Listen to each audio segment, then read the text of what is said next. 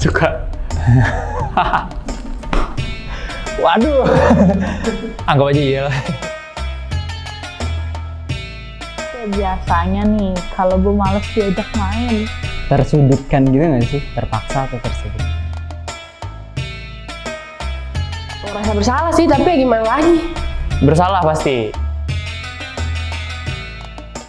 Bohong buat kebaikan. Ntar, gue inget-inget.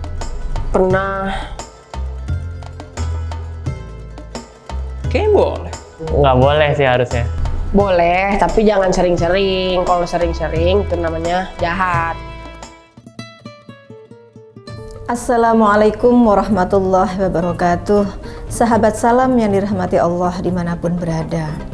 Dalam kehidupan sehari-hari, seringkali kita dihadapkan pada situasi di mana untuk kebaikan sesuatu kita perlu berbohong. Nah, tapi ini juga seringkali dimanfaatkan bahwa seolah-olah semua kebohongan itu diperbolehkan karena ada kebaikan di sana. Bagaimana sih sebetulnya berbohong untuk kebaikan?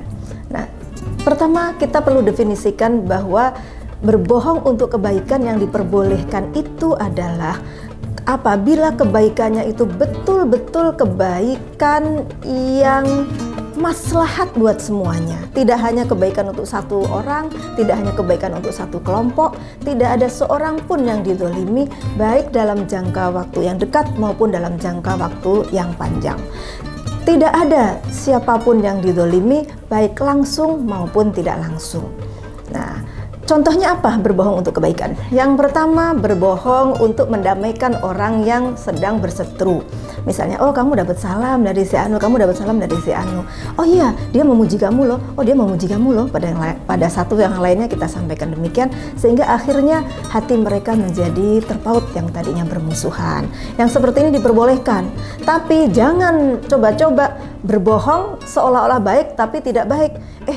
Dia baik loh sama kamu, dia kirim transfer sekian, padahal tidak. Nah ini nanti akan menimbulkan permusuhan semakin bertambah. Itu yang pertama ya, berbohong untuk mendamaikan. Kebaikan itu harus kita definisikan, pertama untuk mendamaikan. Yang kedua untuk menyenangkan pasangan atau menyenangkan orang-orang dekat kita begitu, tapi berbohong yang bukan untuk menutupi kepalsuan, berbohong untuk menutupi kedustaan, tapi semata-mata berbohong untuk membahagiakan yang tidak ada efeknya apa-apa dan tidak ada hal-hal negatif yang kita tutupi. Contoh misalnya suami ke istri bilang misalnya, "Mah, saya bagus nggak pakai baju ini?" "Oh bagus." Padahal sebetulnya kurang bagus gitu. Istri bawain hadiah untuk suami sebetulnya kurang suka, tapi aduh makasih banyak ya, ini bagus. Nah yang seperti itu yang diperbolehkan. Tapi jangan coba-coba berbohong supaya istri senang untuk kebaikan. Oh selingkuh atau bahkan kawin lagi, ditutup-tutupi. Kita harus berbohong untuk kebaikan. Yang seperti ini adalah dusta di atas dusta.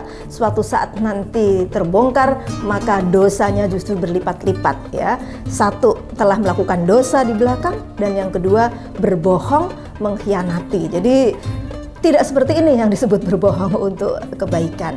Contoh berbohong untuk kebaikan untuk anak kita misalnya yang lagi belajar apa, kamu belajar yang bagus ya, belajar yang bagus ini nanti wow masa depan nanti akan ada seperti ini, padahal belum tentu yang seperti itu terjadi gitu. Tapi itu untuk kebaikan.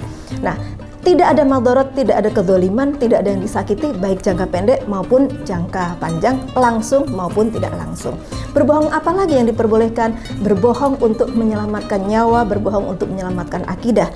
Contoh sahabat Ammar bin Yasir pada waktu disiksa oleh Abu Jahal, ayah ibunya meninggal, orang tuanya meninggal di hadapannya syahid karena la ilaha illallah, lalu Ammar bin Yasir menyembunyikan akidahnya, ya saya menyembah berhala, padahal sesungguhnya tidak, dia tetap menyembah Allah Subhanahu wa taala agar dia bisa selamat. Dan alhamdulillah akhirnya sahabat Ammar bin Yasir selamat, bahkan ikut hijrah ke Madinah. Nah, berbohong yang seperti itu, contoh-contoh seperti itu yang diperbolehkan. Tapi selain yang model-model seperti itu sama sekali tidak diperkenankan. Maka hati-hati kita ngomong nggak apa-apa, kita berbohong untuk kebaikan. Kebaikannya kebaikannya untuk siapa? Kebaikannya adalah untuk semuanya, terutama jangan sampai ada madorot kedzaliman sekecil apapun sekarang maupun di masa yang akan datang. Semoga kita semua bisa diselamatkan Allah Subhanahu wa taala dari kebohongan, karena kebohongan itu dosa besar dan kebohongan itu salah satu tanda orang munafik. Nauzubillahi min dzalik. Demikian sahabat salam, semoga bermanfaat. Wassalamualaikum warahmatullahi wabarakatuh.